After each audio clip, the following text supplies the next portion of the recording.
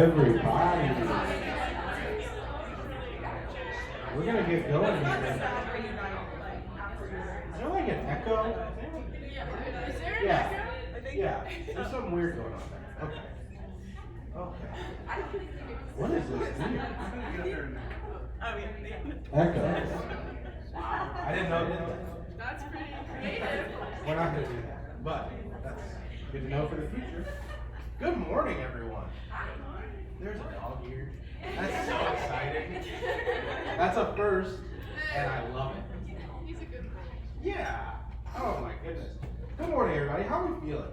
We got a good energy. We got a good energy. I'm starting late, so I'm gonna fly through announcements and stuff. I am gonna read a longer version of the theme because it's a good one this month, and so I think it's gonna help us kind of get in the vibe. But first, we're gonna start with an icebreaker. I'm gonna explain what Creative Mornings is because there's a lot of new people here. But first, we always do an icebreaker to kick things off, to kind of just like get us in the mood a little bit. I think everyone's kind of been mingling, so we probably don't actually need this, but it's a fun question anyways. And so, yeah, let's see. So this month's theme is Nomad. So in that vein, tell us about a place you traveled to that truly surprised you, for better or worse. What made it so unexpected? So I'll go first. I've got probably the most boilerplate answer there is.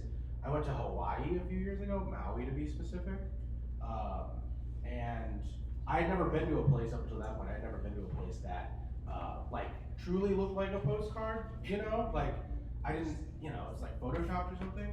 But no, it was, I mean, to this day, the most beautiful place I've ever been. And I just didn't expect it. I guess I should have from the movies and everything else, but I didn't. I thought it was movie magic or something. So mine is Hawaii, and that's for better. I'm really curious to hear a for worse if anyone has one.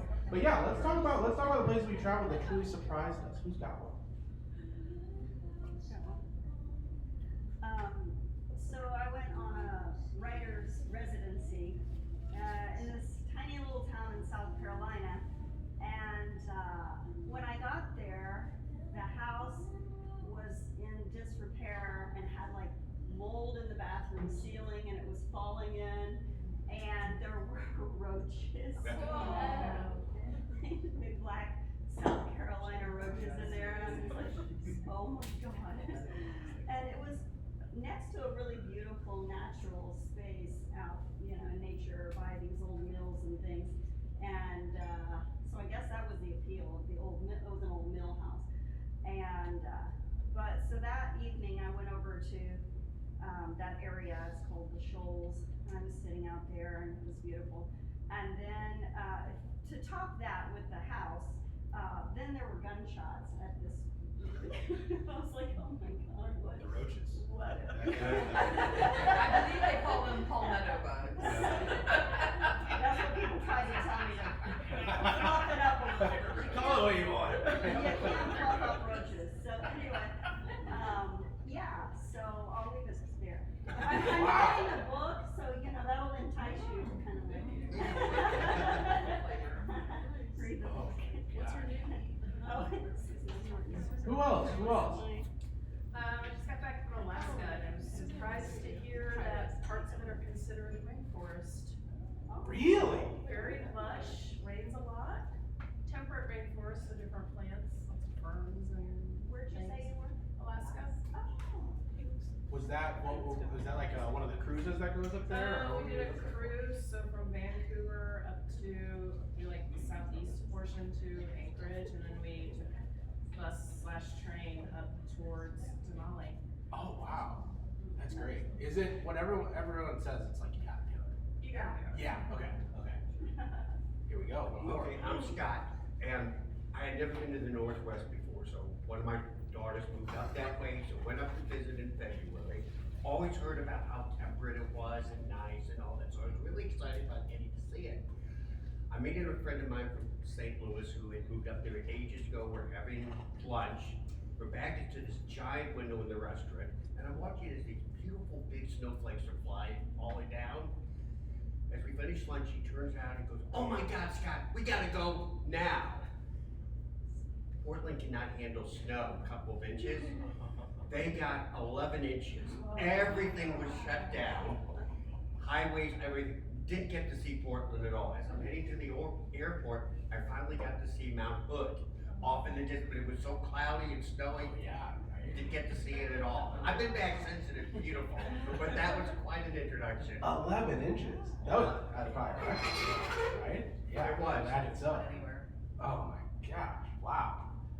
Thank you all for leaning into the worst. I just want to say, I appreciate that. Because you gotta embrace it. Come on. All right, anyways.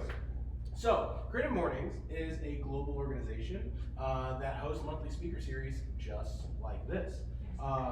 Started in Brooklyn, New York, and now has expanded to something like 250 chapters across the world. And so every month there is a global theme that is chosen by one of those chapters and illustrated by one of the members of that chapter. And so August theme is Nomad. It was chosen by our Ulaanbaatar chapter in Mongolia, and illustrated by Oyuna Bold. So thank you, Oyuna, for this beautiful illustration. Speaking of Colombia, our theme has been chosen for 2026. I want to say it's September.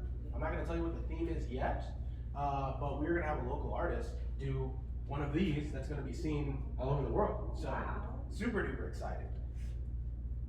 Oh, yeah, 248 chapters, not 250. Sorry, we need 2 more. But over 70 countries, thousands and thousands of attendees. You can see all these great organizations meeting today. Detroit, Columbus, maybe, is that? Here we are, Columbia. We got DC, we got Dallas, San Francisco. So it's a truly global organization, and yeah, we're just happy to be part of it. Let's give it up for Orr Street Studios. Always been so accommodating to us. We kind of, here at Creative Mornings, we kind of think of Orr Street as our home, so to speak. We were here for a really, really long time for every single event. Have now branched out to provide the love to other awesome venues, but we love coming back here. It always just produces such a good event. So shout out to Orr Street. Probably one of the most active organizations on Instagram, in my opinion. They're always throwing events, they're always posting, so I highly recommend you give them a follow.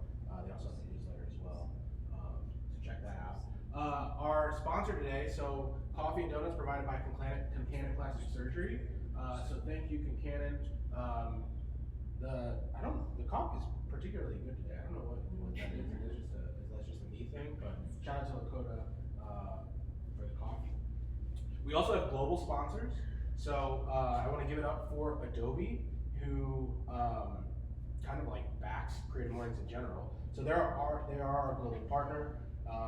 They're incredibly supportive to our community, including offering career resources that you can check out on their website. We'll also link to these in our newsletter that you should definitely sign up for. And then there's also doing these like apprenticeship things. And so this will also be linked in our newsletter. Check it out, definitely if you're an Adobe user or looking, an aspiring designer, photographer, or video professional. Check it out, Adobe. If you're interested in sponsoring, or you know an organization that might, we are looking for sponsors for next year. So please contact Columbia at CreativeMornings.com. We also are in need of some volunteers, organizers to help us put on these events. So if you like posting on social media, if you like event management, if you like just like being part of something that's super cool and with like super fun people, highly recommend you reach out to us either via our email or you can shoot us a message on Instagram or anything of that nature. I'm now going to read. So for every theme, there is there's like a few paragraphs that the headquarters puts together to kind of explain the theme and why they chose it. And so I want to read, usually I read like just a little snippet, but I'm gonna read a little longer version today because I don't know, I really like it. It helped me personally, and so I'm hoping it helps some of you. So, nomad. Some people feel compelled to travel from place to place, to live outside the confines and constraints of a permanent address. Others have no choice but to leave home in search of a better life. A nomad embraces discomfort, welcomes the unknown, and sees every detour as a new adventure. The act of creating is its own journey. So, meander through your ideas, roam between different styles. The most important thing is to take the first step. It doesn't matter where it leads, because the joy is suddenly finding yourself somewhere unexpected. So whether you're racking up frequent flyer miles or navigating a change in your creative journey, remember that motion fuels imagination. Wander, wonder, repeat. Right? Who said that? Yeah! I was like, I needed that. So hopefully, if anyone needed that, they got their little dose of inspiration today. All right, so before we get into it, I do want to give a shout out for next month's event, September 19th. We're going to have Joan from Cultivate & Co. Haven't locked down a venue yet. We'll follow up with that. But next month's theme is Blossom. Cultivate & Co. is, as you can see, an awesome florist and nursery. So we're super looking forward to that. All right, next up. We need to read the manifesto. So if you've been here, you know what this means. I need a volunteer to read our manifesto prior to bringing up our speaker and getting into it. Who would like to read our manifesto today? Yes.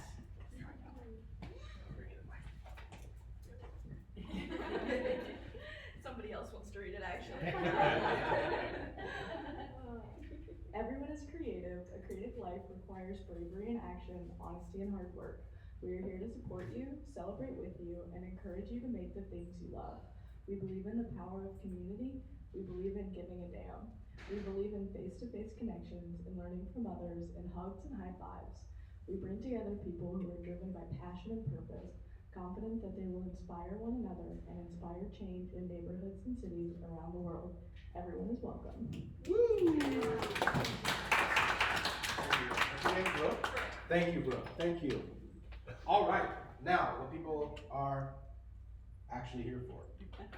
So, this one's theme is Nomad, about movement, curiosity, and letting the road shape who you become. Our speaker knows that well. As chief executive of Limestone Hospitality, he spent 7 years traveling the country in a mobile kitchen, earning a reputation for the best food on the music festival trail, and serving everyone from the Grateful Dead to Weezer. These days, Columbia is lucky to claim him as part of the team behind two local favorites, Ozark Mountain Biscuit and Enwell, both as delicious as they are impressive. After 4 major career pivots, from chef to food truck owner to festival operator to restaurateur, Bryan brings rich stories of life on the move and a deep passion for building community. Please welcome Bryan. Thanks, Mike. Yeah, of course. Hey y'all, thanks for having me today. Pleasure to be here. We're gonna go on a little bit of a trip right now, so just go with me for a moment. So it's March.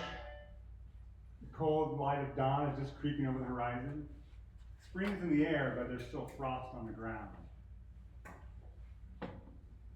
Getting up, starting to load equipment into a truck, that F-350 diesel with a 25-foot trailer with dual axles on the back. That thing's loaded to the gills, 20,000 pounds worth of kitchen equipment. With me are some people loading into this small camper on the back of the pickup bed. Personal belongings, ice chests, tents, bags, muck boots. And the good thing is, we're going to Florida. So that's great, but it's not spring break. So also, in addition to the shorts and tank tops, we're also loading coats, beanies, jackets, because it's March and we're leaving town. And we're not coming back until November. So that's our life, getting ready to go on a music festival tour circuit with my crew. And essentially, we worked and lived as semi-nomads for several years. We would come back to Columbia in the winter and regroup and plan. But we had several folks who would travel with us from Columbia, and also people would come to us to join our crew from all around the country. And we meet at these music festival events, up to 40 people traveling on the road with us, working event to event, week to week throughout the season. Before we get into the details of that community, I'm gonna tell you a little bit about myself. So I grew up down in Lake of the Ozarks, Missouri. My family's from northern Arkansas. That's my Ozark roots, where it kind of brings up my culinary vision and history behind the Ozark Mountain Biscuit Company. I came to Columbia in 1997 to attend the University of Missouri, getting a degree in history with the anticipation of going on to law school.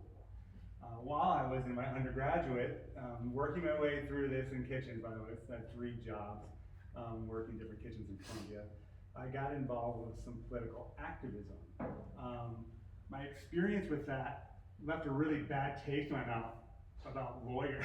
So I decided I wasn't going to pursue the law degree any further. But yeah, you know, I was in 1999 up in Seattle at the battle in Seattle with the anti-WTO protest, and spent 2 weeks in jail as John WTO number 871. Did not give my name in solidarity with the other protesters who were arrested. Was released and all charges dropped eventually. But that was kind of where I had the bad taste from, you know. After that activism experience, that was my first kind of introduction into collective action and shared purpose, which is kind of what I transferred that love of that connection and community into what became our music festival nomad community.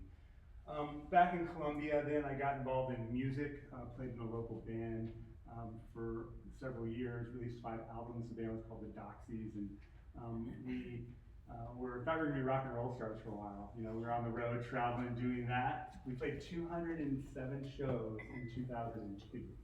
So quite a bit of action on that front. That didn't work out, you know, for better or for worse. After that, I continued working through that period of my life in kitchens, so that was my job. The music stuff didn't make any money. We put everything back into the gas tank and in the record studio. So then back in business here, working as a restaurant manager, became a chef, renting some other people's restaurants in town, decided that I was doing all the work and needed my own business. Low capital option for me was a food truck. So that's how I came with the idea to open the Ozark Mountain Biscuit Company with food that sourced my family's culinary history, and that was in 2013. All right, I forgot my slides here. There it is, there's that truck. See, you'll notice there's a few people there in front of that food truck. I quickly realized that although the food truck is a really fun endeavor, and people really love the food here in Columbia. We have all kinds of accolades. We're winning best food truck awards and that sort of thing. The nature of this kind of small community that's very transient doesn't necessarily lead itself to a lot of revenue and capital success through that. So my mind starts churning a little bit. We take this food truck to the Roots and Blues and Barbecue Festival. That was the first year in Stevens Lake Park, I believe at that time in 2013. And it was like, wow. Well, the line was so long out the window, and we were never made so much food ever. And it was like, how are we gonna even do this? We were going and buying more food and trying to make it for people. And I was like, oh, okay, maybe this is a way to make this mobile food business successful and actually viable.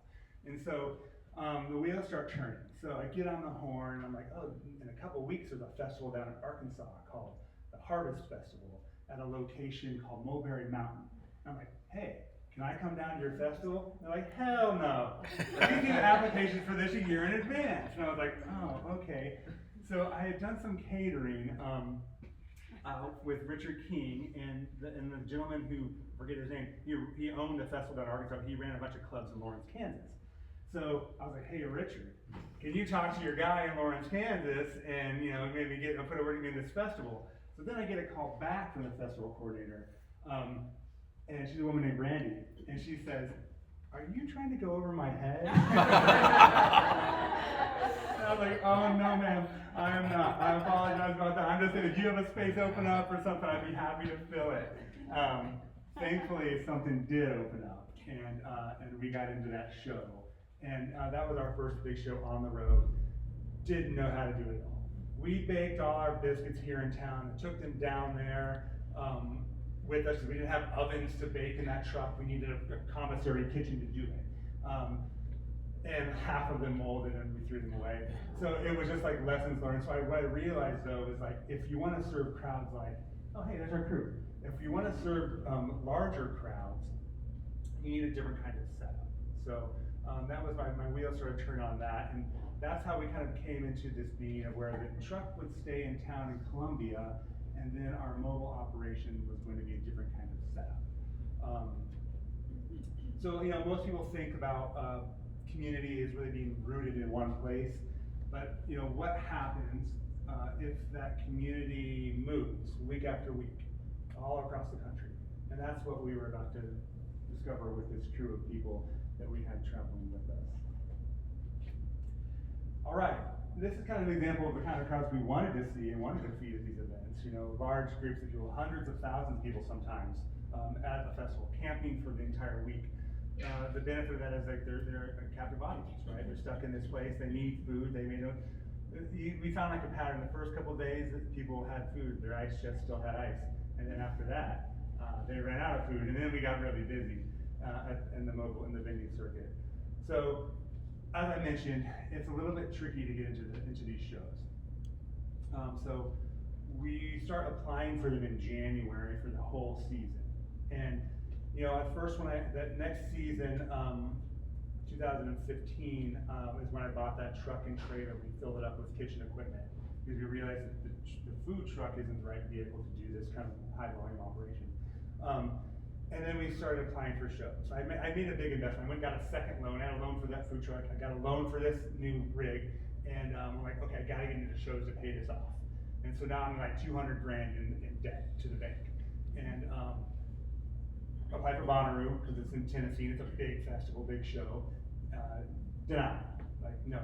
So then I get on the phone again.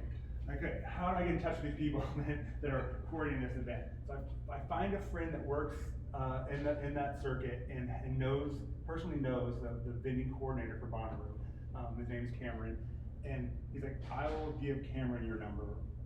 You can't call him though because he doesn't accept calls from people. So I get this call from Cameron, and he's just like, tell me about yourself. I'm like, hey, here's what I am, here's what I'm doing, and he doesn't care about the food at all. He's like, do I want to work with you? Can I rely on you in this high-paced environment where we can't have people messing up because we're feeding hundreds of thousands of people? And we had a conversation, and he said, okay, I'll let you into the show.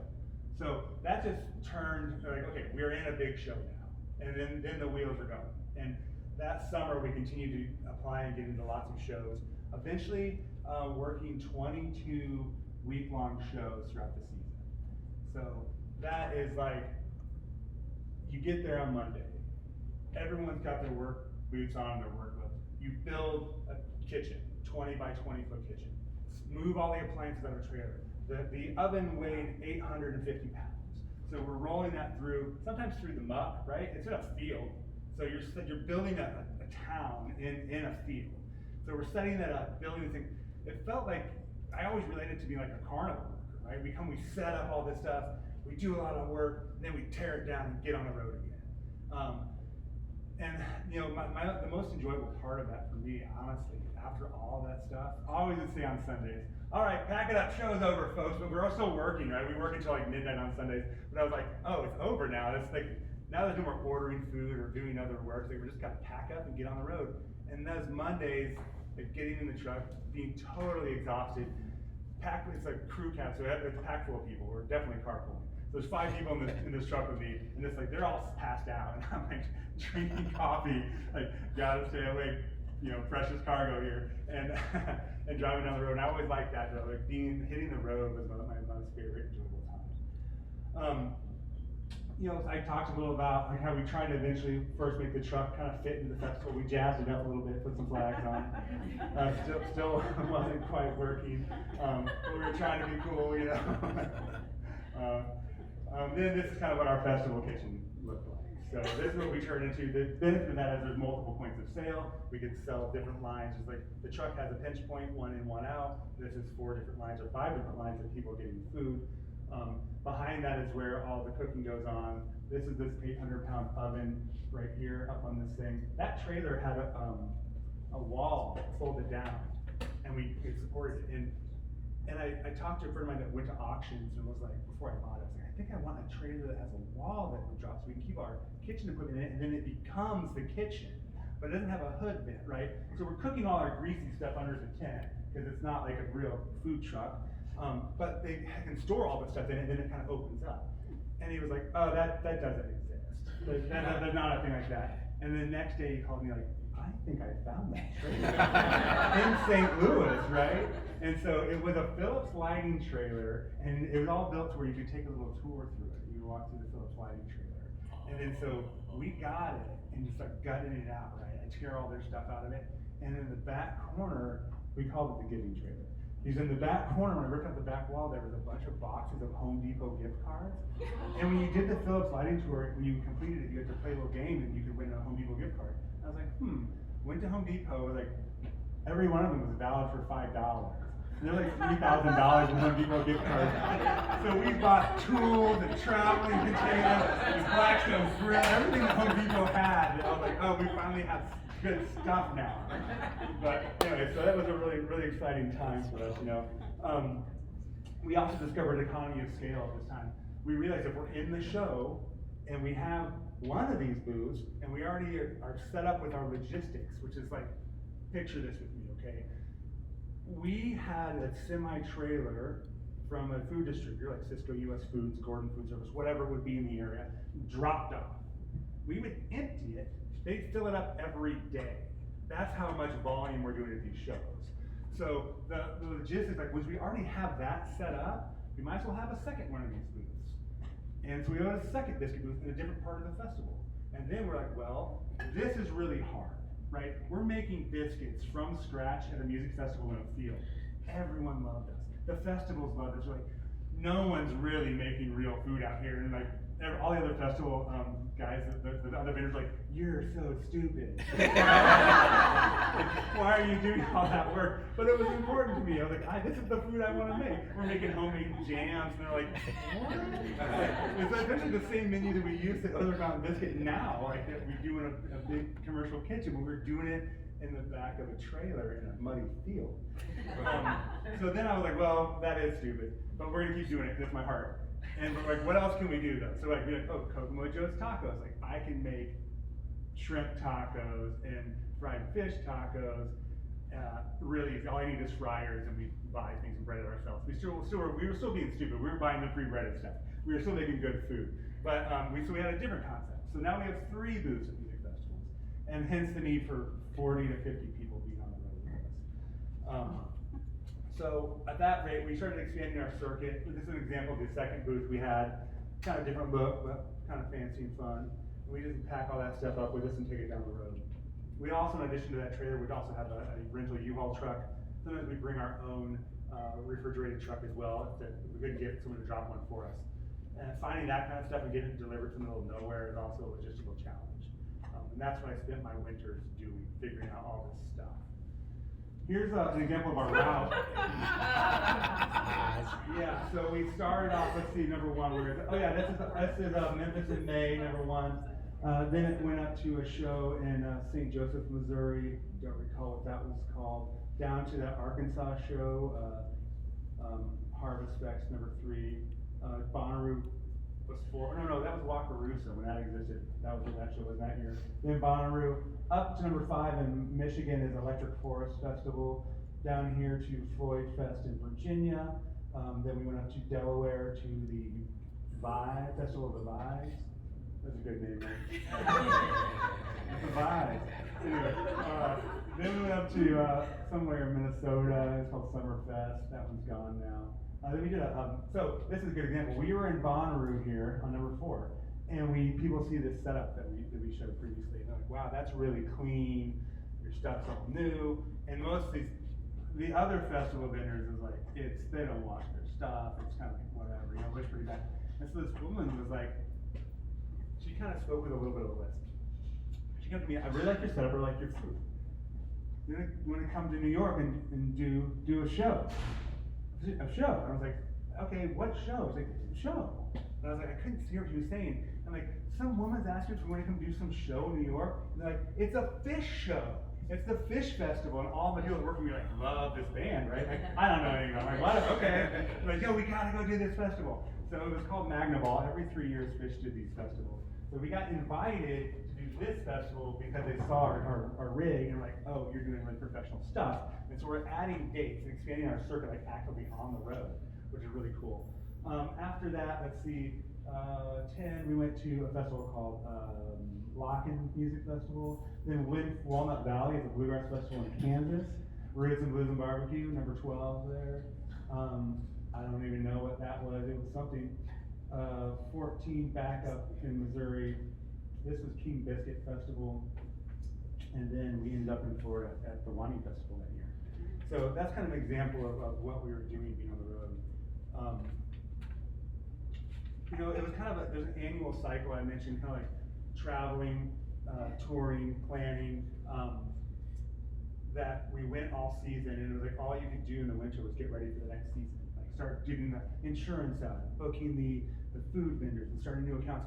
I had 22 Cisco accounts all across the country because they each work out of their operating company. So like every region has its own, there's no national account. So I had accounts all over the country. Yeah, and it's like, it was not overly, I was working with corporate, like, hey, why don't you set up a system where we could do this all together? And I have 22 different accounts.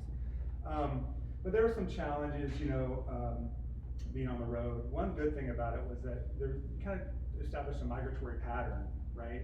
So like we knew the road. I still do. Like I know the cool gas stations that have like good bathrooms. Not just like that same route we take every year redoing these shows was really fun. Thankfully, we kind of always took 64 out of St. Louis and went into Charleston, West Virginia, trying to get to the East Coast shows. My sister lives there, and I have 2 nieces. And so for this 10-year period of them growing up, I got to see them at least twice a year coming and going. We always would stop in Charleston and get a hotel room for all the crew, or hotel rooms for all the crew. And it was kind of a nice way to get a connection and see family still while I was on the road doing this stuff. There were challenges though. Equipment would break down. So picture your fryer stops working. You're in a field with intense security that with only people with wristbands can get in. How do you get a mechanic into this place to get your equipment fixed? So I started using those Home Depot tools, learning how to fix all my own appliances, and that was very beneficial. But those are kind of the challenges we faced. Some of the other things, shows got canceled sometimes. This year Bonnaroo got shut down. I felt for the vendors that were out there and all the people. This was an example of a year that Bonnaroo also closed. These are all workers taking pictures of that thing that no one else would see because it flooded, and they shut us down thankfully before we were open, so I was able to send that trailer back to US Foods without having to pay for the loaded food.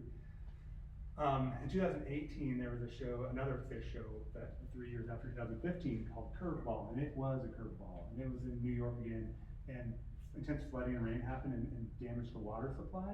So we were there set up with 50 people with 3 booths, 2 trailers of food dropped. The health department shut down the show because they determined the water was unsafe to drink. We didn't send those trailers back. So that was about $20,000 in food that we donated to food banks, and there's no insurance you can get to cover that stuff. No. So, but you know what we did with all those people that were also with me that were on the road and were expecting to work and make money, and they didn't. We went down the road and found some friends that had property, and we partied for a week. We came out and hung out. It was really nice. We made the best of it. Then we went to the next show after that. So that's just how we did it. So you know, it's building a team-based community is really important. Recruiting and onboarding was a challenge, of course. So we're trying to get people we don't know at first to join the team. We vetted people online and talked through them with things. And then after that, it was really cool because people started coming to us. They saw this team we had and the community we had and how we interact with each other. We're like, I want to work with you guys. And that's how we started building team after that. So we had a really fun time doing that. We had some traditions. We always had these cool big mirror balls hanging up. And at some point in the travels, the mirror ball disappeared. So the team made a foil mirror ball to keep it going, you know. So there's little things like that kept people going. After work, we would often share meals and play music together and go to shows, and so that was really enjoyable. Reliability and trust was really important on the road. We took care of each other. There's lots of things that happen when you're living on the road for that long, being a nomad. And so relying on your community to help get the things you need was an important aspect of that group. So a lot of logistics on the road I mentioned, you know, I guess this is a refrigerated truck that I was renting, an example of the kind of stuff we had to put together to make things happen on the road, for sure. You know, but we built a lot of lasting friendships. There's other vendors. I just had a call this week from a gentleman named Tim who runs a booth called Sugar Shack. He lives in Vermont. I met him in Virginia. He runs the Sugar Shack because he harvests maple syrup up in northern New York and Canada, and then he uses that to make confectionaries and sells them at music festivals. And he was coming through Missouri with his family, and he called me and said he'd like to meet up and we had breakfast at Ozark Mountain Biscuit Company. And that's the kind of stuff, like it's a really tight-knit community of people that I think I'll have lasting friendships with forever. You know, it's also important, it's me doing some logistics. Some of our team lived in a bus and they travel around the country in the bus and hung out on top of it sometimes. It was a lot of fun. But you know, it was a mini society. You know, it lived in a place for a week and then it got on the road and moved to a new place. And so in the middle, we'd be doing laundry and fixing things up and getting ready for the next show and getting ready to go to work. We always said work was first, and then we had a lot of fun afterwards. And that was kind of the motto we all lived by and kept each other in check with, because music festivals are crazy places. People are there, the guests are there partying, the patrons are hanging out. And so we've obviously got to not engage in that kind of behavior because we're working first. So that was what we really live with. That's my brother being a boss. And Giorgio, our friend from Atlanta that was working with us. But you know, we often said, you know, if we can survive what we just went through, we can survive anything. I talked about, you know, after a weekend at a festival at Bonnaroo, and we did $120,000 in sales, right, with this team of people. And the music festival takes half of it. Like, they have a commission. So you're working your tail off and then you give most of it away. And that's part of the reason why I kind of stopped. It didn't really work out. But what I told my crew after that was like, there's no restaurant in the country that just did what we did in 2 days. No single restaurant does that kind of revenue. And like, I'll stand behind that. But to have a team that did that, I was like, it's amazing, people, what we just pulled off. The amount of food we just sold is really something to be proud of. You know, I just want to kind of reflect and give it back to you guys a little bit. Like, I've talked a little about this team that we work together and live together and have these shared experiences and lifelong friendships. Does anyone want to share like the tightest knit group that you've ever been involved with? Anyone have a team or a group of people that you feel really special about? Yeah. Has anyone heard of Startup Weekend? Oh, yeah. Yeah. So actually, we both have had Startup Weekend teams before. I had a team in 2024, and she had a team this past year. And when you're spending like hours Friday night, 16 hours on Saturday, another 12 hours on Sunday, sleeping close to nothing, like drinking too much caffeine, trying to build a company from 0 to 100 in like 2.5 days. Not even, it's like not even 2 full days. You get to bond with people to a different level and almost like trauma bond together. Yeah, for sure. The trauma bond is real. Like, yeah. Yeah. You know, it's an extraordinary group of people that we're on the road with, and we're all still in touch. We have a private Facebook group called Biscuit Life that we all share notes on. And I didn't have any of these photos really. I put a call out to the group. I need photos for a slideshow, and everyone put all their photos on. And so we gathered a lot of these. I was too busy to take pictures apparently. I looked through my phone like, oh, I have 0 pictures of that at that time at all. But there's also people that were around the country, but also here in Columbia. And some of the people that work with me on my team are my managers. You know in town now, Michelle LaFada worked with me for years. She owns Pasha LaFada. Now my wife, Maria, who runs Biscuit Bar, was on the road with us for a long time. Mallory Lieber is part of CCUA. Tetchin Chosi, my business partner in Taverna, was on the road with us. I have a cool picture of him in a hot dog suit somewhere. Patty Jernigan, who is the manager at Ozark Mountain Biscuit and Bar, now opening Birdie's Deli, was on the road with us. Patrick Wilson is a private chef on yachts in the Caribbean now. My friend Darius Johnson bought the Kokomo Joe's concept and continued on the festival. He's still on the road. He changed it to Kokomo Joe's Caribbean Soul. His family's from the Caribbean, and that's where he tried to manipulate it to make it fit his family history.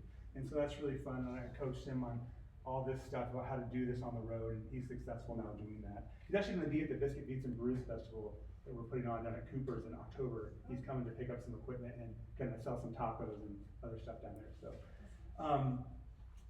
we did this, to wrap this up for y'all, we did a few of these shows after, up to 2019, right, when COVID hit. All the festivals canceled. It was a blessing in disguise for me because I was like, oh yeah, a restaurant, that's what I want to do. So the restaurant then kind of became the focus of what I'm doing. After COVID was over, we did a couple more shows with the group. And it was funny because I didn't work all of them because I was busy here in town. But when I went up to Electric Forest in Michigan, my brother had done Bonnaroo before, and he had to leave, and I went up there to take over to run the operation. And Michelle LaFada's here now with her group. Maria was here running the restaurant. And some of the people were like, Bryan, it's not the same as it was. And I was like, yeah, I feel that. Things are different now because it's not that community was there. And so for me, it was like, oh, how am I gonna make money on the road at first? And I was like, I'm gonna start doing festivals. I quickly realized that it wasn't about that anymore. What it was about was that community. That was a special thing that was happening. It wasn't about the business of making money. So I sold all that stuff. We stopped doing it because the heart wasn't there, and the team felt it too. And so maybe we were done with this part of our lives, and most of us were, But I do have a happy note about that. I always joke because a lot of the team had been to music festivals. They enjoyed that scene. That's why I wanted to work to get into the show for free. I've never been to a music festival. I never have done it recreationally. And I always joke, I don't do that. But I put on the Biscuit Live page last year. There's a festival down in Arkansas called Hillberry. It's really cool, really small, in the mountains. And I was like, I'm gonna go to my first festival. I hope you can join me. And over 30 of our crew are coming down there. We're all just gonna hang out together and have a reunion down in Arkansas this October. So I'm really looking forward to my first festival. Just hanging out and watching music and camping with friends and having a reunion. To close, I just want to say, it obviously came to mean to me, community is not just about staying put. Community is about moving together. I thank you all for your time. If you have any questions or comments, open the floor up to you.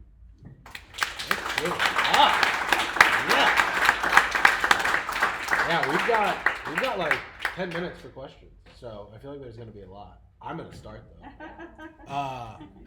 That was mean. Sorry. Take all 10 minutes. Yeah, right.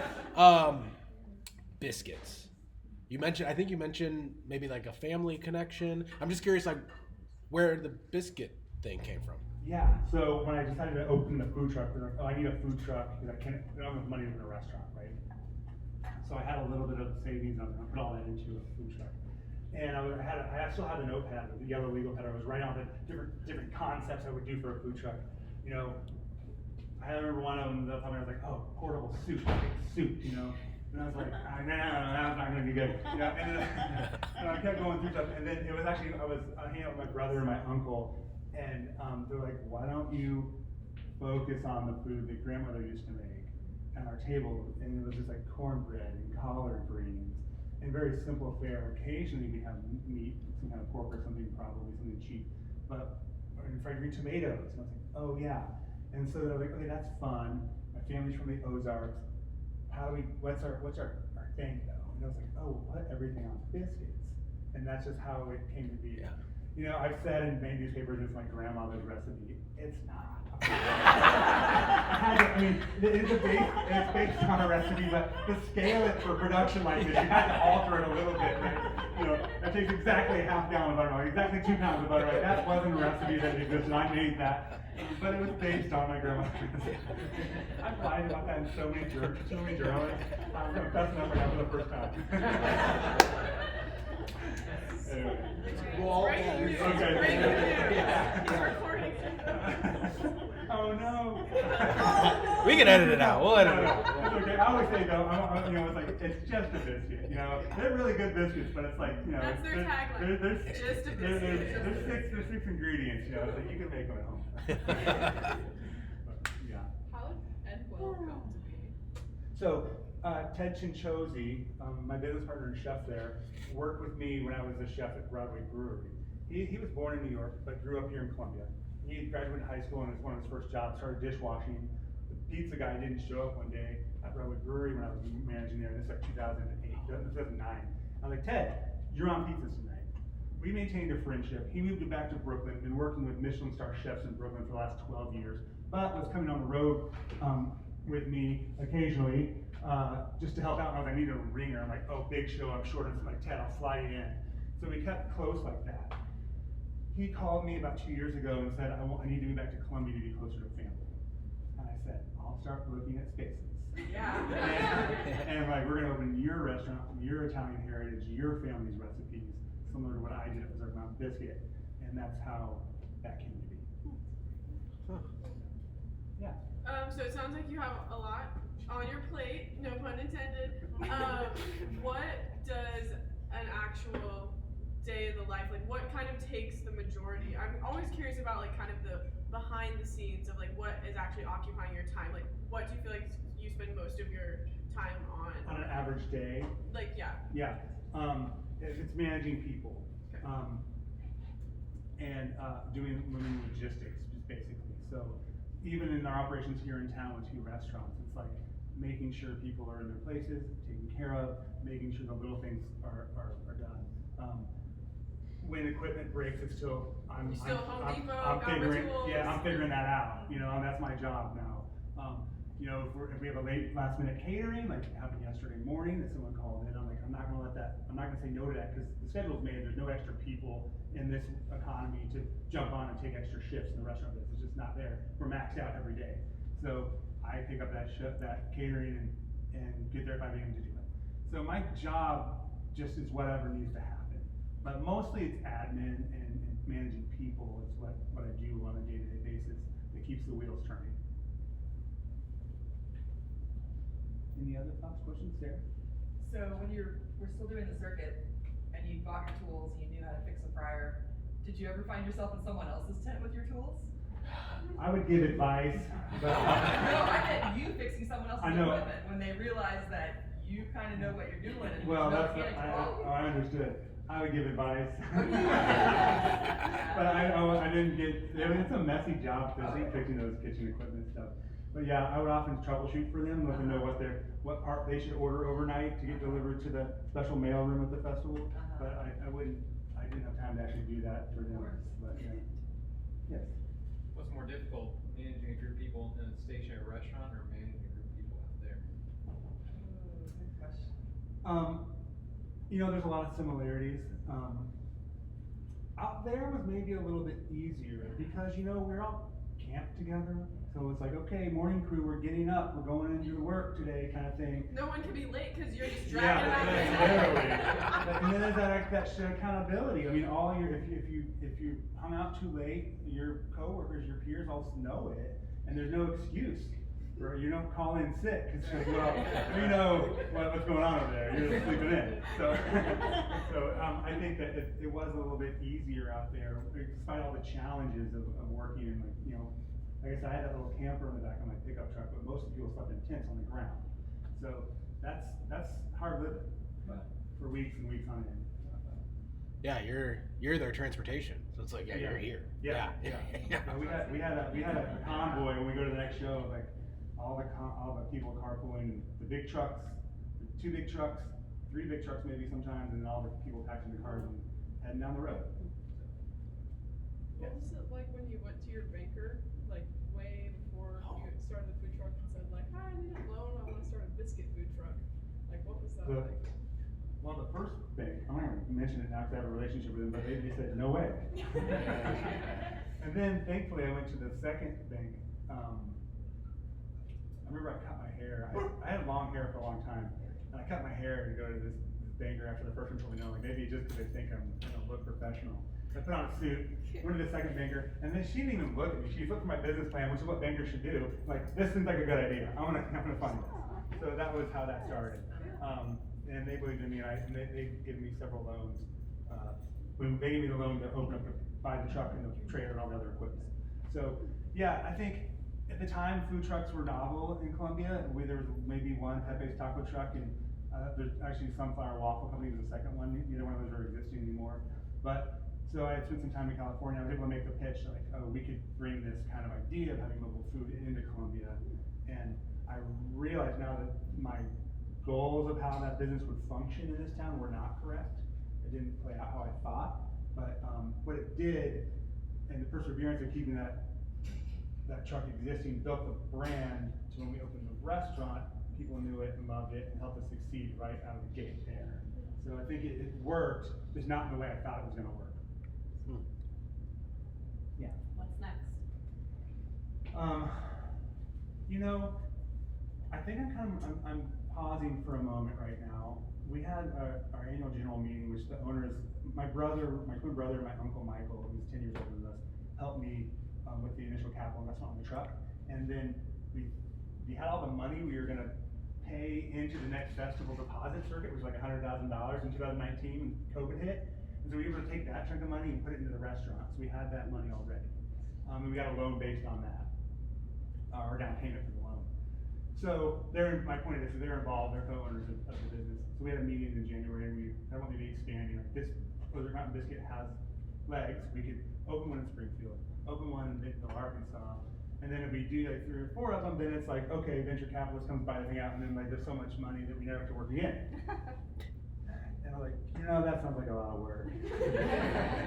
I think I'm doing okay right now. I'm not trying to be like really rich. It's not, like I said, that's not the point of it, what this is. It's the community and being involved with people here in town and having a real connection to the food and the people we serve, and not necessarily just trying to grow.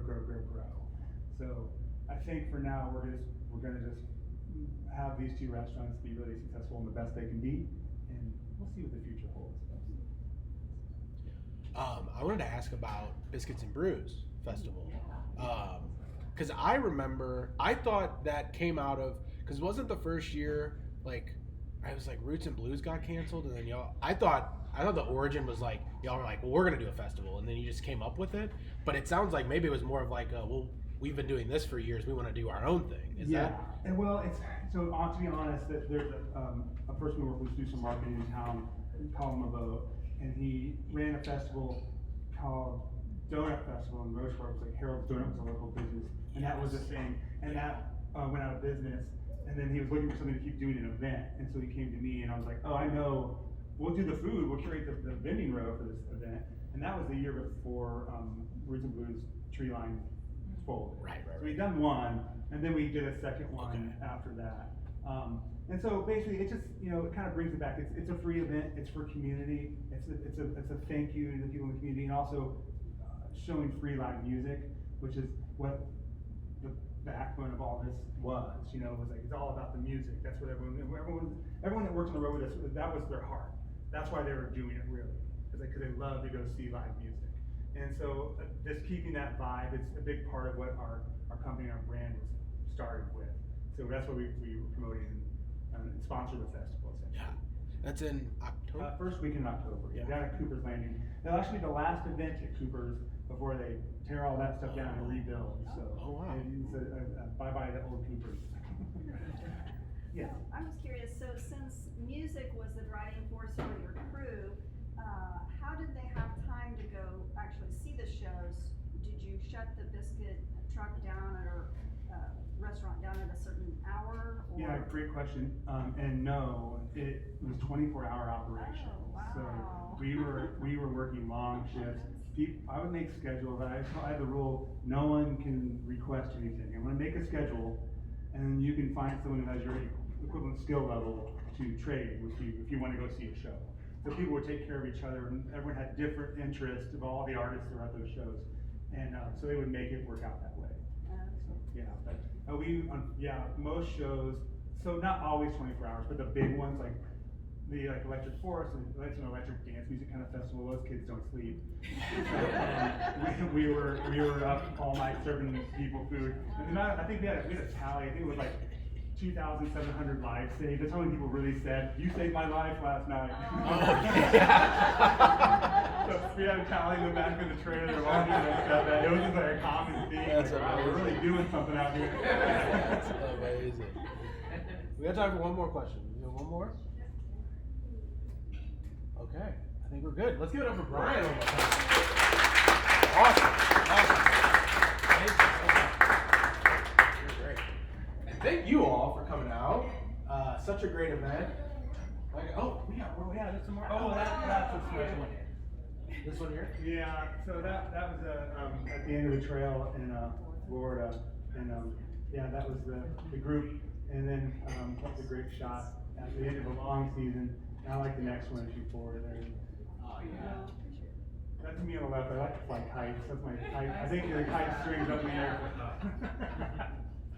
Awesome, Bryan. Thank you so much.